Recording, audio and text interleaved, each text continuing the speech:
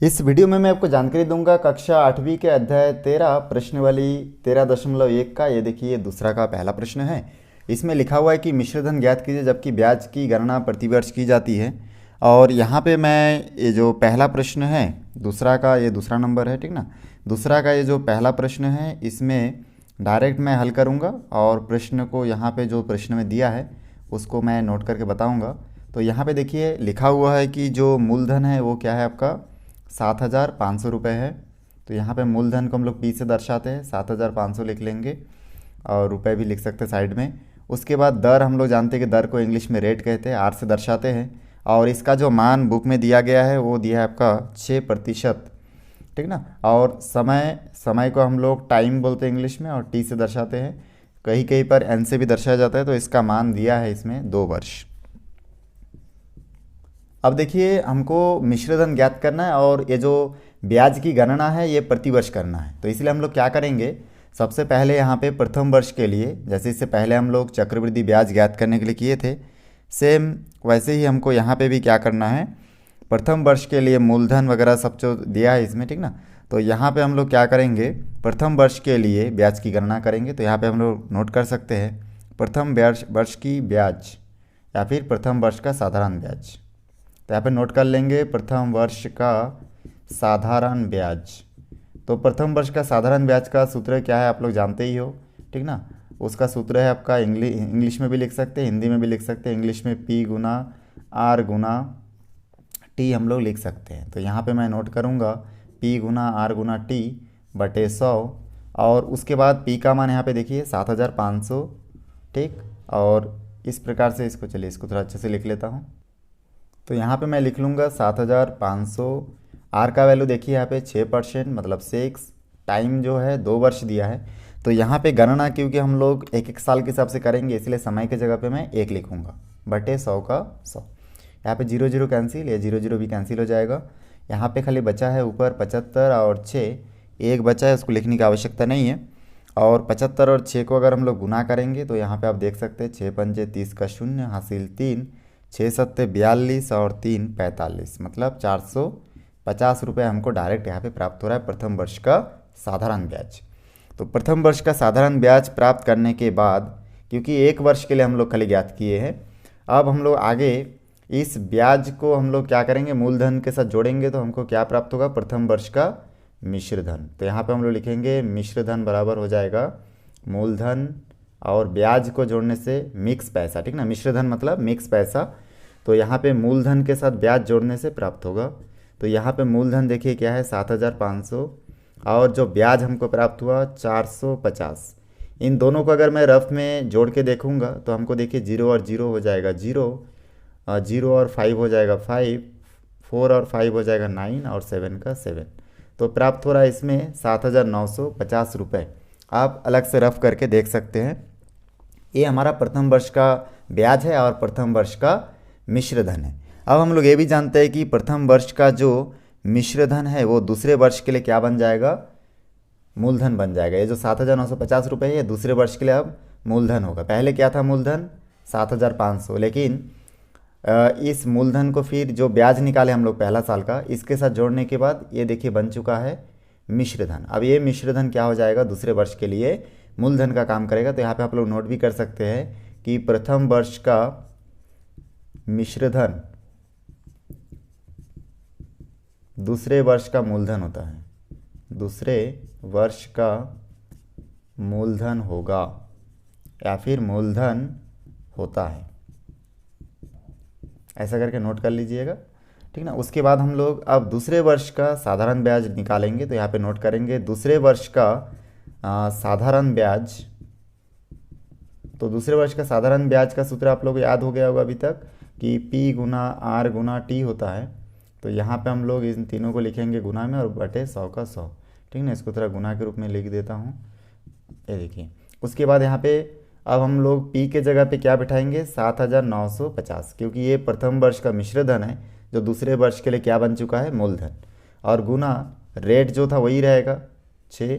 और क्योंकि हम लोग एक एक साल करके ज्ञात कर रहे हैं तो पहला साल में हम लोग समय की जगह के लिए थे, अब दूसरे साल के जगह पे भी हम लोग समय के जगह पे 1 लेंगे बटे 100 का 100। यहाँ पे 0 0 कैंसिल हो जाएगा। यहाँ पे देखिए क्या क्या बचा है, 7 9 5 और यहाँ पे बचा है आपका 6 और यहाँ पे बचा है 10।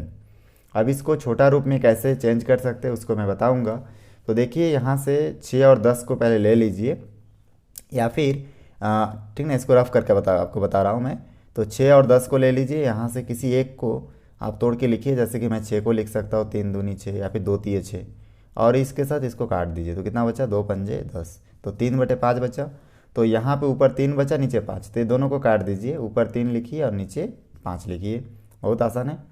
चलिए उसके बाद हम लोग ये जो बचा है इसको आगे लिखते हैं। तो इसलिए मैं यहाँ पे मिटा लेता हूँ पहले जो लिखा हो इस तरफ। अब मैं यहाँ पे देखिए ये मैं लिख चुका हूँ। अब यहाँ से देख रहे हैं कि 3 से 5 तो डिवाइड नहीं हो सकता, लेकिन 5 से इसको मैं डिवाइड करके बताऊँगा। तो देखिए यहाँ से 5 से मैं डिवाइड करूँगा रफ में, तो हो जाएगा 5 एकम 5, यहाँ पे हो जाएगा आपका 2, यहाँ पे 9 होगा, फिर 5 पंजे 25, यहाँ पे बचेगा आपका 4, फिर यहाँ पे हो जाएगा 5 का 5, 5 नहीं है 45, ठीक ना। तो इस प्रकार से हम लोग देख रहे हैं कि बहुत आसानी से हम लोगों को प्राप्त हो गया 159। तो इसको हम लोग इसके साथ डिवाइड कर देंगे और जो बचा है उसको यहाँ पे लिख लेंगे 5159 इंटू 3 बचा है, इसको आपस में गुना करेंगे। 3 ने 27 का 7 हासिल 2, 3 पंजे 15 और 2 17 का 7 हासिल 1, 3 एकम 3 और 1 4। तो फाइनली हमको प्राप्त हो रहा है 477 रुपये। तो ये 477 रुपये हमारा क्या है, देखिए दूसरे वर्ष का साधारण ब्याज है, ठीक ना। और ये जो रफ में मैं लिखा हूँ इसको मैं यहाँ से मिटा देता हूँ। तो दूसरे वर्ष का साधारण ब्याज हमको प्राप्त हो गया। अब हम लोग को दूसरे वर्ष का क्या ज्ञात करना है, मिश्र धन। तो फिर से लिखेंगे दूसरे वर्ष का मिश्र धन। तो दूसरे वर्ष का मिश्र धन ज्ञात करने के लिए हम लोग फिर क्या करेंगे, मूलधन को ब्याज के साथ जोड़ देंगे। तो दूसरे वर्ष का मूलधन क्या था, ये देखिए हम लोग दूसरे वर्ष के मूलधन के जगह पे क्या लिखे थे, 7,950। तो लिख लीजिए 7,950 और ब्याज हमारा कितना निकला दूसरे वर्ष का, 477 रुपये। तो यहाँ पे लिखेंगे 477। इन दोनों को अगर मैं रफ में हल करके देखूँ तो यहाँ से आप लोग देख सकते हैं कि हमको कितना प्राप्त होगा। तो यहाँ से होगा 7 12 का 1, यहाँ पे हो जाएगा 4 1 5। तो प्राप्त हो रहा है 5,427 रुपये। सॉरी, यहाँ पे 4 की जगह कितना है, 7 है, यहाँ पे 7 होगा। तो यहाँ पे आप देख सकते हैं कि हमको फाइनली प्राप्त हो रहा है यहाँ पे 1 मतलब 8।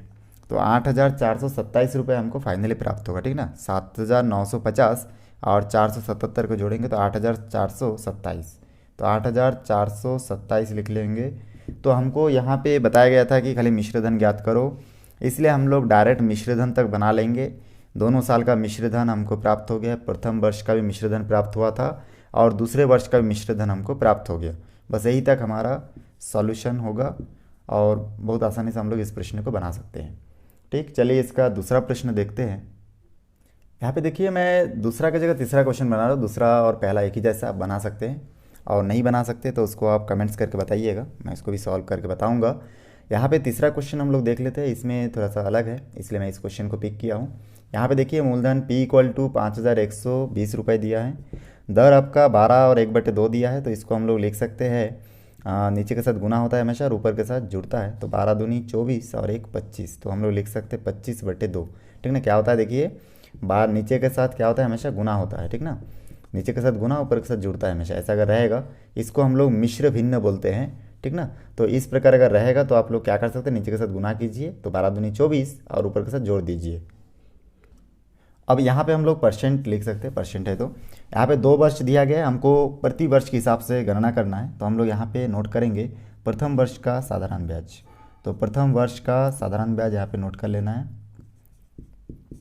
ठीक ना। प्रथम वर्ष का साधारण ब्याज बराबर सूत्र होता है P गुना R गुना T बटे 100। और यहाँ से हम लोग P का वैल्यू लिख सकते हैं। P का वैल्यू देखिए यहाँ पे क्या है 5,120, R का मान कितना है देखिए 25/2, और यहाँ पे T का मान देखिए 1 साल लेंगे, क्योंकि 1 साल करके हिसाब करने बोले हैं, गणना 1 साल के हिसाब से करना है। तो इसलिए 1 का 1 समय की जगह और 100 का 100। यहाँ पे हम लोग देख रहे हैं कि जो मेन बटे है हमारा, इस मेन बटे के ऊपर जो भी डबल संख्या है, ठीक है ना, जो बटे में है उस बटे के नीचे वाला संख्या को नीचे वाले संख्या के साथ गुना करके लिखना है। तो यहाँ पे नीचे क्या है 2 है, तो इस 2 का गुना हम लोग 100 के साथ करेंगे, और ऊपर जो संख्या सिंगल है ऊपर वाला संख्या वो ऐसे ही रहेगा। चलिए उसके बाद यहाँ पे 0 0 कैंसिल हो जाएगा और यहाँ पे आपका बचेगा 512 और यहाँ पे 25 और यहाँ पे 10 और यहाँ पे 2। तो यहाँ पे हम लोग इसको छोटा रूप में बना सकते हैं। तो इसलिए क्या करेंगे, देखिए यहाँ से कोई दो संख्या पिक कर लेते हैं। जैसे 25 और 10 को हम लोग ले लेते हैं और 2 से 512 को भाग देंगे। तो 512 को अगर मैं 2 से भाग दूंगा तो हो जाएगा 2 दूनी 4, यहाँ पे 1 बचा, यहाँ पे 1, 2 पंजे 10 और यहाँ पे देखिए 1 बचा, यहाँ पे 2 उतारेंगे नीचे तो 2 6 दूनी 12। तो इसको अगर इससे काटेंगे तो यहाँ से प्राप्त होगा 256। और 25 और 10 को छोटा करेंगे तो 25 और 10 को लिख लेंगे रफ में। और हम लोग जानते हैं कि 25/10 को हम लोग 2 पंजे 10 लिख सकते हैं। तो यहाँ से 5 पंजे 25, ऊपर 5 और नीचे 2 बचा, इन दोनों को काट देंगे, ऊपर 5 लिखेंगे, नीचे यहाँ पे 2 लिखेंगे। तो इतना सारा हम लोग कट कर लिए इसमें, ठीक ना।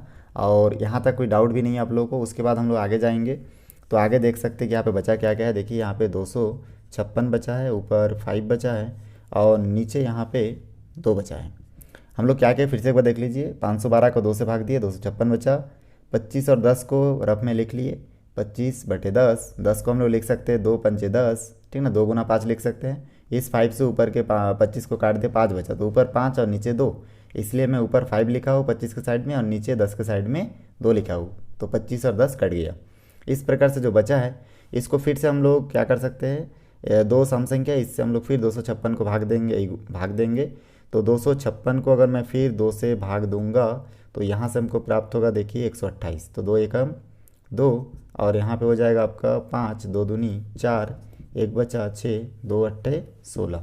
तो इस प्रकार से प्राप्त होगा हमारा कितना, 128। तो इन दोनों को काट दीजिए तो 128 बचा और 5 बचा। इन दोनों को अगर मैं मल्टीप्लाई करूँगा, 5 अट्ठे 40 का 0 हासिल 4, 5 दूनी 10 और 4 14 का 4 हासिल 1, 5 एकम 5 और 1 6। तो कुल मिला के प्राप्त होगा 640 रुपये। तो 640 रुपये हमारा जो है ये प्रथम वर्ष का साधारण ब्याज है।